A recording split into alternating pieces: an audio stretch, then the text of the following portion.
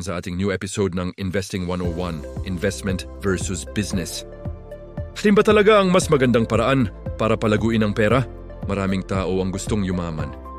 Pero hindi nila alam kung saan magsisimula. Mag-i-invest ba? O magtatayo ng negosyo?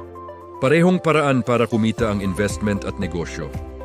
Pero magkaiba ang risk, effort, oras at responsibility.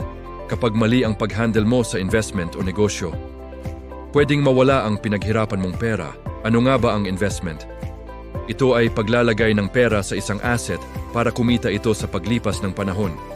Halimbawa ng investment: stocks, real estate, funds at ibang income-generating assets. Sa investment, ang pera mo ang nagtatrabaho para sa'yo. Hindi mo kailangan bantayan araw-araw. Ano naman ang business? Ito ay paglikha ng produkto o serbisyo na ikaw mismo ang nag-ooperate at nagmamanage. Sa negosyo, ikaw ang nagdedesisyon, ikaw ang nagmamanage, at ikaw ang nagbubuo ng sistema. Pero tandaan, hindi lang pera ang puhunan sa negosyo.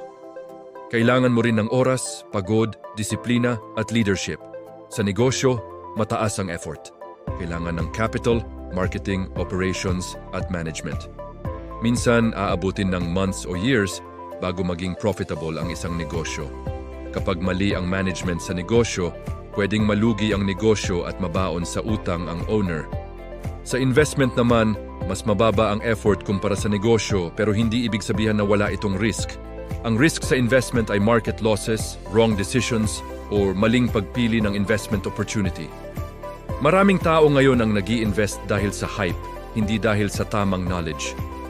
Isa sa pinakamalaking pagkakamali ng investors ay ang paglalagay ng pera kahit walang contract o kasunduan. Kapag nag-i-invest ka, siguraduhin na may written contract at malinaw na terms ng agreement. Dapat malinaw kung magkano ang investment, magkano ang return at kailan ang payout. Ang pera mo ay pinaghirapan mo, kaya protektahan mo ito sa tamang dokumento at kasunduan. Sa business, mataas ang effort pero mataas din ang potential income. Sa investment, mas mababa ang effort pero kailangan mong maging matalino sa pagpili kung saan mo ilalagay ang pera mo. Ang ibang negosyante nagiging investor din sa huli at ang ibang investors nagiging business owner din. Dahil ang tunay na goal ay hindi lang kumita, kundi gumawa ng multiple sources of income. Ngayon tanong ko sa'yo, kung may 100,000 pesos ka ngayon, magnenegosyo ka ba o mag-i-invest ka? Comment below, business o investment? Ako si Coach JJ, your business consultant. Yung tumutulong akong palakasin, ayusin at palaguin ang negosyo mo. May negosyo ka na ba? Planning pa lang or pa-start pa lang? Comment owner, planning o starting.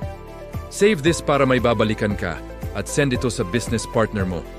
Follow, like at share for more real business strategies. Grind more king a queen. Hanggang sa muli mga kanegosyo.